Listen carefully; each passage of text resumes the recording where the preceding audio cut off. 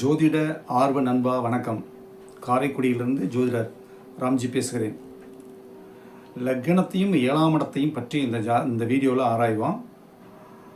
லக்னம் 7ஆம் பாவம் ஒன்றுக்கொன்று நேர் எதிரில் உட்கார்ந்துருக்கிற பாவங்க.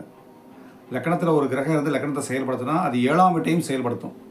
7ஆம் வீட்டில் ஒரு கிரகம் உட்கார்ந்து லக்னத்தை பார்வை செய்து லக்னத்தையும் செயல்படுத்தும். லக்னம் என்பது ஜாதகனின் தன்மையை குறிப்பது. 7ஆம் இடம் என்பது ஜாதகனின் காமத்தை குறிப்பது. திருமணம், மனைவி இதெல்லாம் குறிக்கிறது. எல்லாத்துக்கும் அடிப்படை காமம்தான். 7ஆம் இடம் லக்னத்திலேயோ 7ஆம் வீட்டிலேயோ நெருப்பு கிரகங்கள் என்று சொல்லப்படும் சூரியன் செவ்வாய் தொடர்பு இருந்தால், லக்னத்தில் உட்கார்ந்தாலும் சரி 7ல் உட்கார்ந்தாலும் சரி, காமத்தின் அளவு ஜாதகனுக்கு கூடுதலாக இருக்கும். தைரியமான அளவு இருப்பான். நெருப்பு கிரகங்கள் சூரியன் செவ்வாய் வலிமை பெற்று வேறு பாவகிரக தொடர்பு இன்றி 1 மற்றும் 7ல் அமர்ந்தால் ஜாதகனின் காம அளவு கூடுதலாக இருக்கும். இயற்கை சுபகிரகங்கள் வலிமை பெற்று பாவகிரக தொடர்பின்றி 1லேயோ 7லேயோ அமர்ந்திருந்தால் ஜாதகனுக்கு காமத்தின் அளவு தேவையான அளவு இருக்கும். அளவுக்கு மீறி இருக்காது, குறைவாகவும் இருக்காது, தேவையான அளவு இருக்கும். இருள் கிரகங்கள் எனப்படும் சனி, ராகு, கேது 1, 7ல் இருந்தால் அது ஒரு மாதிரியாக காமம் இல்லாத நிலையும் குறிக்கும், கெட்ட காமத்தையும் குறிக்கும். இந்த மாதிரி 3 விதமாக இருக்கும்.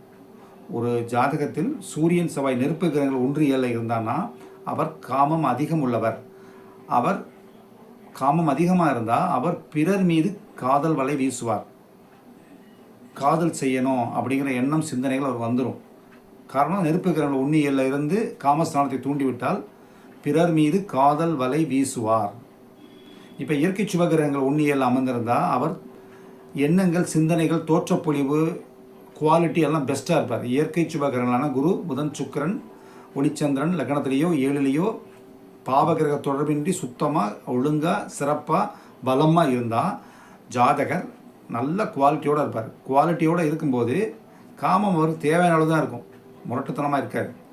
அப்படி குவாலிட்டியாக இருக்கும்போது அவர் மீது பிறர் காதல் வலை வீசுவார்கள். மறுபடியும் சொல்கிறேன், நெருப்பு கிரகங்கள் சூரியன் செவ்வாய் 1லேயோ 7லேயோ இருந்தால் அவர்கள் காதல் வலை வீசுபவர்கள். இயற்கை சுபகிரகங்கள் 1லேயோ 7லேயோ அமர்ந்திருந்தால் அவர்கள் மீது காதல் வலை வீசப்படும். அவ்வளோதான் ஜோதிடம்.